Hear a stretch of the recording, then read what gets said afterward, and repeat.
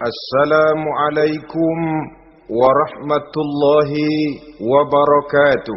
Waalaikumsalam warahmatullahi wabarakatuh. Alhamdulillahi wahdah, sadaqa wa'dah, wa nasara 'abdah, wa a'azza jundah. Wassalatu wassalamu ala man la nabiyya ba'dah, wa ala alihi wa sahbihi wa mawalah. La hawla wa la quwwata illa billah, amma ba'du. Saudara-saudara kaum muslimin rahimakumullah. Bila ekonomi sudah goncang, terjadi penimbunan barang, terjadi spekulasi harga, timbullah kegoncangan sosial. Dan dikala itu setan dan iblis pesta. Dia merasa perangkapnya berhasil. Persaingan-persaingan yang tidak jujur, yang pada dasarnya akhirnya bukan cuma merusak sistem ekonomi, tapi juga mempengaruhi hasil kerjaan. Dalam tender-tender usaha-usaha besar misalnya, oleh karena mengajar supaya dia yang mendapat proyek, dia tidak segan sogok sini, suap sana, semir sana, usap sini. Tinggal untungnya sedikit dan dia harus dapat untung besar. Akhirnya apa? Proyek yang dikerjakan cuma asal sekedar jadi. Tidak seperti standar yang ditetapkan lagi. Juga tidak merupakan kesalahan yang sepenuhnya harus dibebankan kepada dia. Kesalahan yang merupakan siklus. Mata rantai sudah lingkaran setan. Itulah sebabnya sering saya ungkapkan, kalau manusia sudah jadi teman setan, lebih buas daripada bajing. Karena bajing cuma makan kelapa, tapi bajingan udah apa saja dimakan. Sudah jadi teman-teman iblis, tidak ngerti halal haram, hak dan batil. Ini kepentingan pribadi apa kepentingan orang banyak, yang penting sikat saja. Jadi yang ketiga ini targetnya memang kekacauan ekonomi. Yang kemelaratan, kemiskinan merupakan tangga untuk sampai kepada kekafiran. Dan iblis tahu betul itu.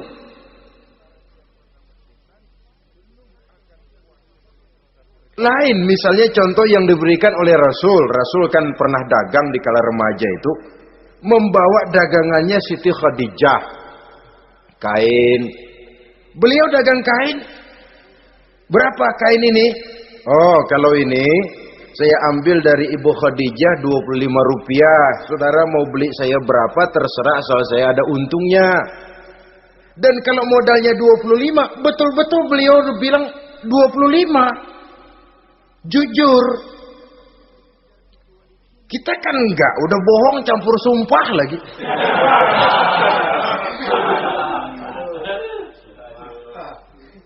Ini yang ketiga. Yang keempat, teman-teman setan, teman-teman iblis, syaribul khamr. Orang yang minum arak, pemabuk, itu teman setan. Bahkan divonis tidak beriman orang yang pada saat meninggal dunia di dalam perutnya itu masih ada khamr. Tidak beriman divonis. Jadi dalam satu pesta di mana disediakan minuman-minuman keras, iblis itu sudah masang perangkap. Dan bila minuman itu dihampiri orang, dia mulai senang, wajahnya berseri-seri. Kalau minuman dituang ke gelas, dia tepuk tangan. Bila minuman mulai mengalir ke tenggorokan, dia jijimprakan iblis. Girang bukan main.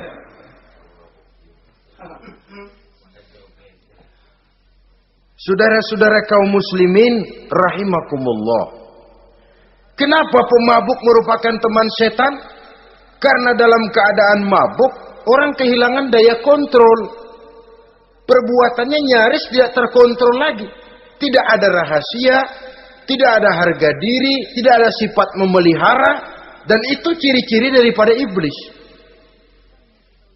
Syaribul khamr, orang yang suka meminum minuman keras. Itulah sebabnya memang dalam hidup ini kita harus punya filter. Allah selalu menghendaki yang terbaik dan memilihkan yang terbaik untuk kita. Kalau sudah itu minuman yang baik, kata Allah, itulah memang yang baik untuk kita. Kalau itu dilarang oleh Allah, itulah memang yang tidak baik untuk kita. Jadi kalau sudah qat'i dalilnya, gak usah buang energi menyelidiki apa manfaatnya. Kalau sudah qat'i dilarang, gak usah buang energi menyelidiki apa bahayanya khamr. Allah tidak akan melarang sesuatu yang mengandung manfaat. Yang dilarang Allah tentu yang membawa mudarat dan bahaya di dalam kehidupan. Bukankah sekarang ini minuman keras sudah merupakan penghias pesta? Merupakan kebanggaan di kalangan remaja? Termasuk dalam kata khamr ini ya morfin, ganja, narkotik, dan yang sejenis dengan itu.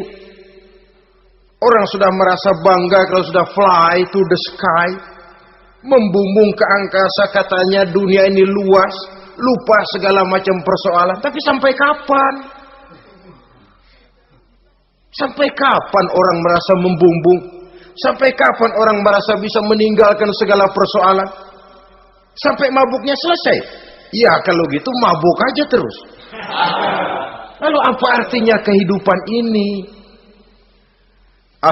Mabuk kan gak ngerugiin orang lain. Kalau saya nyolong kan ngerugiin orang lain.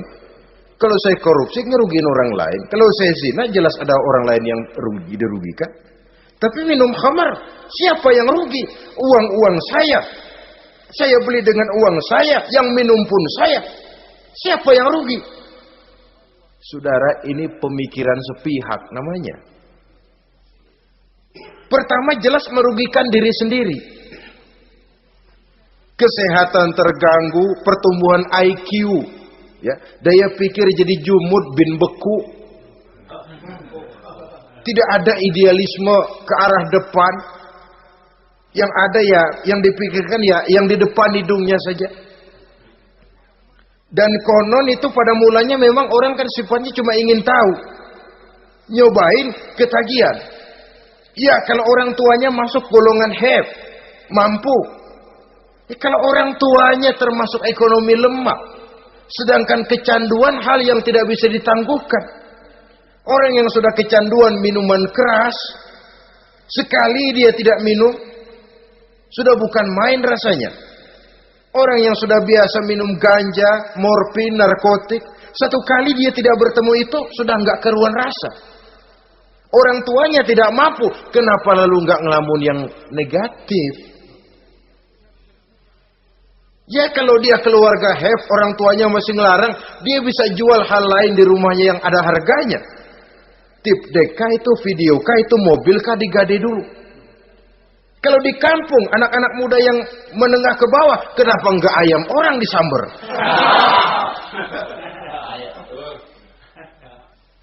Terjadilah perbuatan negatif yang akhirnya merembet kepada merugikan orang lain. Hakikatnya, zohirnya memang pada mulanya hanya merugikan diri sendiri. Tapi lambat laun akan merembet juga kepada merugikan orang lain. Oleh karena itu pantas kalau dalam perjalanan Mi'raj begitu hendak start dari Masjidil Aqsa menghadap Allah, kepada baginda Nabi disodorkan 2 gelas minuman, segelas susu dan segelas arak. Muhammad, kau ambil salah satu minuman itu, kau minum. Mantap, Nabi mengambil gelas yang isinya susu lalu beliau minum. Selesai minum kata Jibril, "Shaddaqta ya Muhammad, laqad asabtal haq." Kamu benar Muhammad, pilihanmu tepat. Kenapa? Untung saja susu yang kamu minum. Kalau arak yang kamu ambil, kamu pilih dan kamu minum, pasti umatmu bakal pada jadi umat teler semua nantinya. Wong Nabi milih susu saja umatnya masih banyak yang teler. Apalagi kalau beliau memilih khamr waktu itu. Tapi ini sekedar simbol bahwa begitulah kita dalam hidup. Saudara, kalau di depan kita ditaruh segelas jamu, segelas sirup, kira-kira pilih mana? Jamu. Sirup apa jamu? Jamu. Orang yang berpikir panjang ke depan, dia bakal pilih jamu.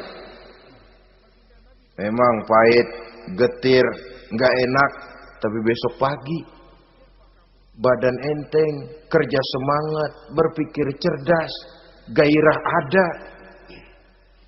Orang yang pikirannya pendek, ngapain jamu getir nih, sirup nih, manis ini. Dia minum, bukan main manisnya, besok pagi bibir pada jontor. Begitulah dalam kehidupan ini. Maka hendaknya kita berusaha dengan sekuat kemampuan untuk menghindarkan diri dari minuman keras dan pengaruh-pengaruhnya. Yang kelima, teman iblis itu al-qattat, tukang-tukang fitnah. Itu suling iblis itu, trompet setan. Sebab apa? Benar kalau Quran Nabi mengatakan al-fitnatu asyaddu minal qatli. Fitnah lebih bahaya dari pembunuhan. Sebab apa? Pembunuhan membunuh orang secara langsung. Fitnah membunuh orang pelan-pelan. Kalau mati mendingan cepat daripada pelan-pelan. Pelan-pelan mati, cepat mati, enakan cepat, nggak ngerasain sakit. Fitnah membunuh orang pelan-pelan. Nama baik orang hancur, dicoreng-moreng di tengah masyarakat. Maka tukang-tukang fitnah, teman-teman setan dari dunia sampai ke neraka nanti. Karena fitnah lebih bahaya daripada pembunuhan. Mengada-ada yang tidak ada diada-adakan, fitnah. Melebih-lebih, berita semeter jadi 3 meter, yang 2 meter. Ya kalau positif, kalau negatif, fitnah. Memang orang bilang kalau kita nitip duit jangan harap lebih, kurang bisa. Tapi kalau nitip omongan jangan harap kurang, pas saja sudah untung itu. Biasanya lebih, namanya omongan. 1 meter jadi 2 meter, 2 meter jadi 3 meter. Itu sifat dari yang namanya omongan. Kita kirim uang, udah gak bakalan lebih dah. Ini nitip uang sama saya 50.000, tambahin 10.000, langka yang berpikir begitu. Kurang malah bisa, enak aja nitip. Gua kan kemarin pakai ongkos. Hitung transport misalnya. Tapi kalau sudah nitip omongan, pas saja sudah untung loh. Biasanya malah lebih. Fitnah pernah melanda Nabi Zakaria. Fitnah pernah melanda Habil dan Qabil. Fitnah pernah melanda Nabi Ibrahim. Fitnah bahkan pernah melanda kehidupan baginda Rasulullah sallallahu alaihi wasallam. Dalam peristiwa yang lazim kita kenal dengan hadisul ifki, bagaimana gosip pun sempat mengguncang rumah tangga kehidupan baginda Nabi. Sehingga pantas kalau beliau sendiri mengatakan al-fitnatu asyaddu minal qatli. Fitnah itu lebih bahaya daripada pembunuhan, karena fitnah membunuh orang secara pelan-pelan. Saudara-saudara kaum muslimin rahimakumullah. Lidah tidak bertulang. Soghirul jirmi azimul jurmi. Kecil bentuknya tapi besar akibatnya. Kalau kita luka karena silet 2-3 hari boleh sembuh. Tapi luka karena lidah seumur hidup kita ingat. Asal lihat orangnya ingat nih, dia nih yang ngomong kagak enak banget, gua tandain dah.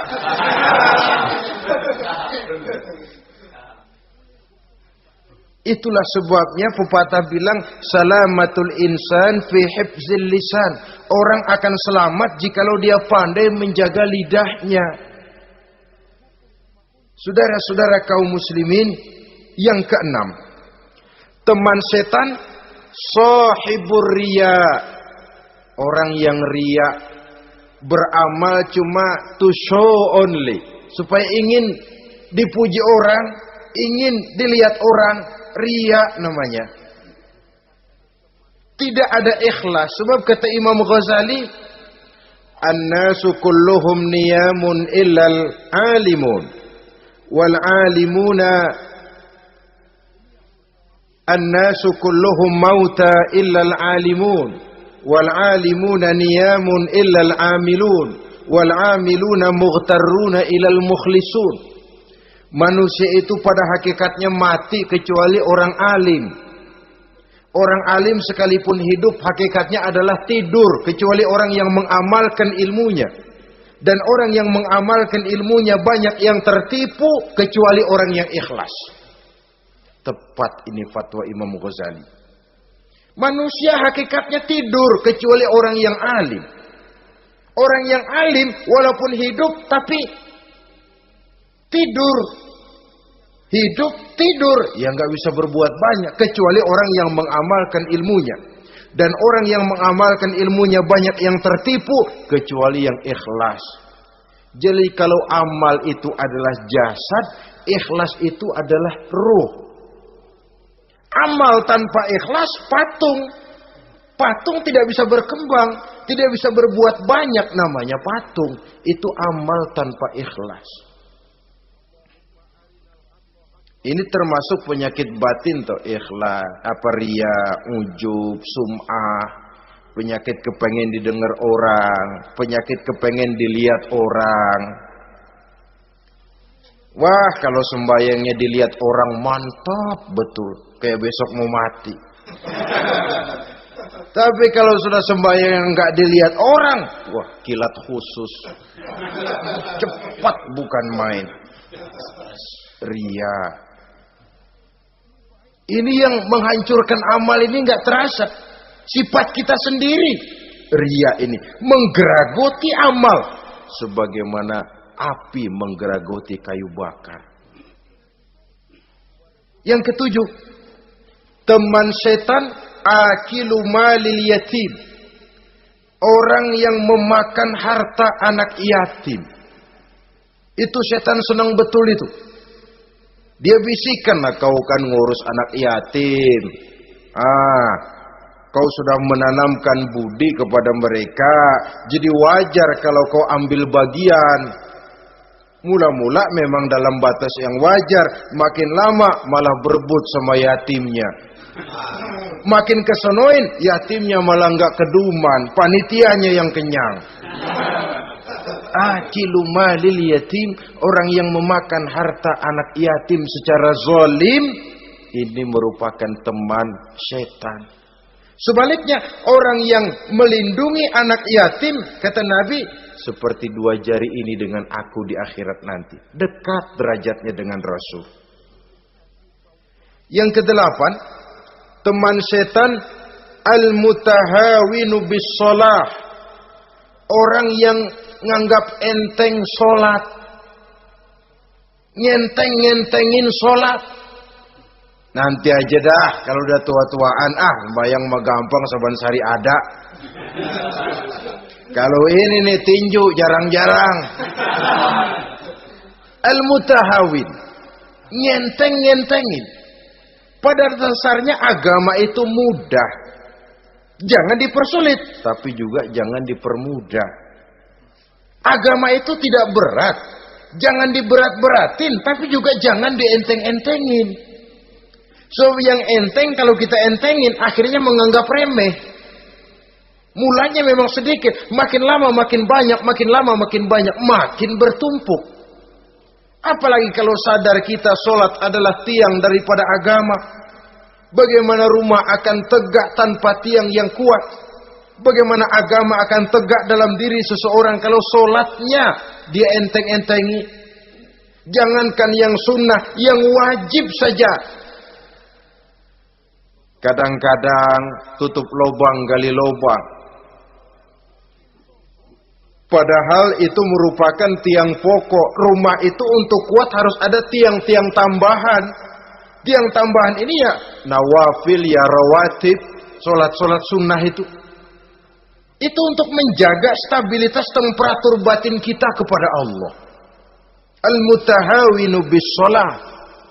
Jadi kalau sudah masuk waktu, beduk misalnya berbunyi, azan berkumandang, iblis mulai menyebar bala tentaranya.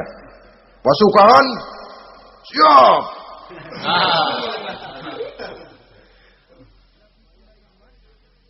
Kama yang dagang dia bisikin, sedang enaknya lu dagang, gua beli lagi banyak-banyak, sembahyang mah ada besok.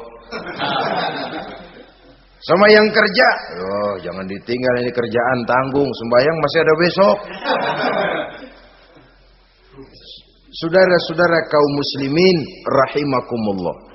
Andai kata kita berhasil, kita tinggalkan kesibukan, lalu kita pergi sholat, apa iblis diam? Setan tenang? Tidak, masih dia bisiki kita.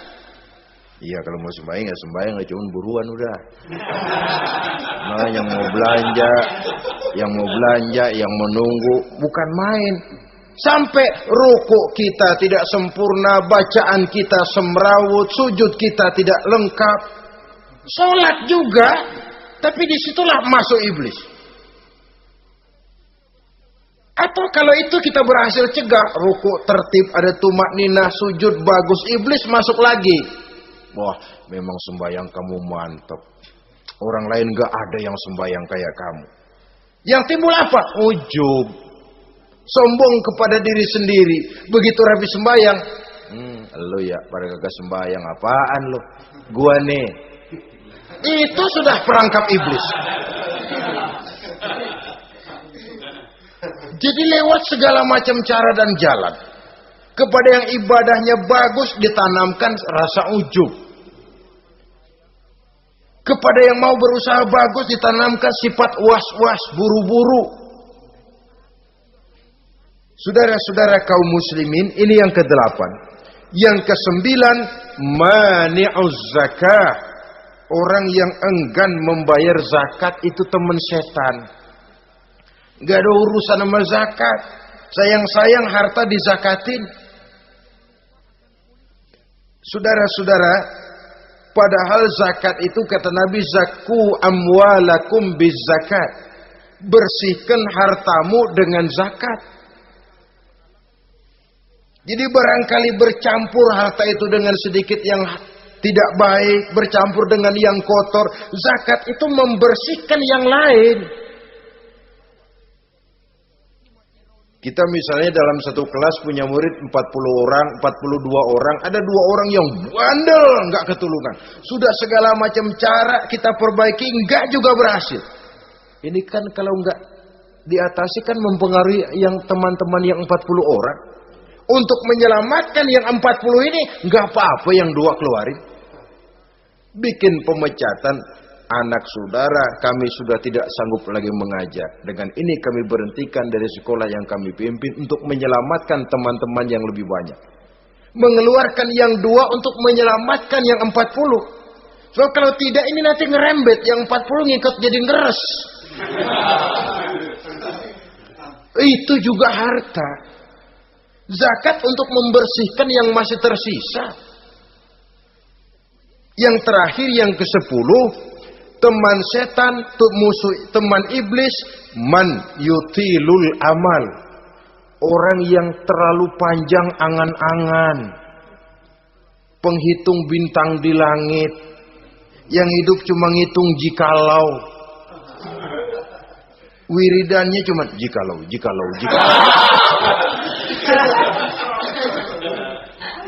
Tidak pernah mau berbuat, cuma angan-angan kelewat panjang.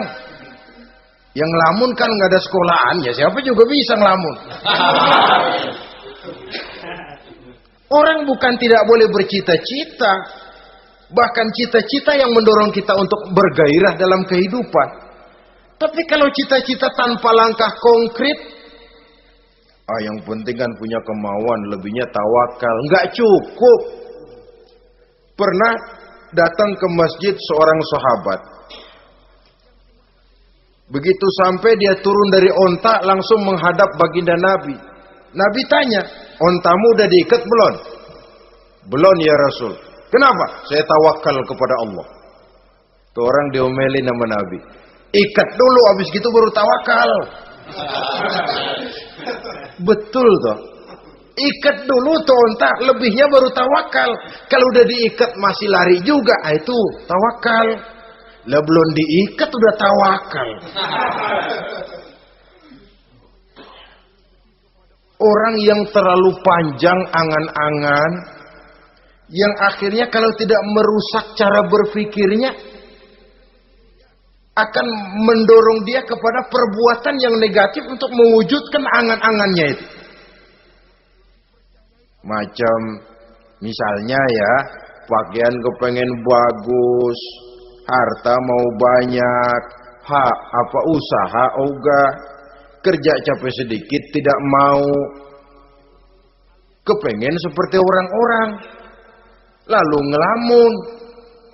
Kalau tidak jadi gila, ya merusak perbuatannya. Kan berapa banyak orang yang kepengen kaya gagal lalu jadi sableng. Kertas koran ditumpukin, dikantongin, dia kira gepokan duit. Hawanya duit udah banyak aja. Tulul aman, terlalu panjang angan-angan. Nah, saudara-saudara, kalau kita sudah tahu itulah teman-teman setan, teman-teman iblis, mari kita berusaha jangan termasuk salah satu di antara 10 orang yang menjadi teman-teman iblis ini. Lalu cara untuk mengatasinya bagaimana? Imam Al-Ghazali rahimahullah memberikan tuntunan. Pertama, untuk mengatasi perangkap setan, jangan sampai kita termasuk salah satu teman setan, zikrullah. Banyak ingat kepada Allah. Sebab Nabi bersabda, inna zikrullahi ta'ala fi janbi syaitan kal akillati fi janbi ibni Adam. Sesungguhnya zikrullah, zikir kepada Allah itu dapat menyakiti setan sebagaimana penyakit menyakiti lambung anak Adam. Jadi setan itu akan kurus kalau kita hantam pakai zikrullah. Setan tidak berdaya, lemah kalau kita hantam pakai zikrullah. Ingat Allah, selalu merasakan kehadiran Allah dekat dalam hidup. Itu senjata pertama. Dengan zikrullah, setan kurus. Kalau udah kurus, ya lemas, nggak berdaya ngadepin kita. Tapi kalau nafsu yang kita ikutin, kita umpanin tuh setan. Lah gemuk. Begitu gemuk, makin berleluasa dia ngutak-ngatik kita. Yang kedua, jangan mendekati tempat maksiat. Sebab man hama haulal hima yusiku ayyaqafi. Orang yang main di pinggir kali ditakutin kecebur di kali. Jangan mendekati tempat yang cenderung membawa kita ke tempat maksiat. Saudara-saudara, yang ketiga, mengosongkan perut. Dalam arti rajin puasa, puasa sunnah. Kata Nabi, inna syaitan yajri min ibni Adam majrad dam fadayyiku majariyahu bil ju'. Setan mengalir dalam diri manusia seperti mengalirnya darah. Maka persempit jalan setan dengan apa? Bil ju', dengan memperbanyak lapar. Bukan memperturutkan syahwat. Pantas kalau Nabi bilang, saya adalah sekelompok orang yang tidak makan kecuali kalau kami lapar. Dan kalau kami makan, tidaklah sampai kekenyangan. Bukan enggak kenyang, tapi enggak kekenyangan. Yang terakhir kata Imam Ghazali, hendaknya kita selalu ingat bahwa tujuan iblis dan setan adalah menjerumuskan manusia. Menyengsarakan manusia. Supaya kita menjadi teman mereka di neraka nanti.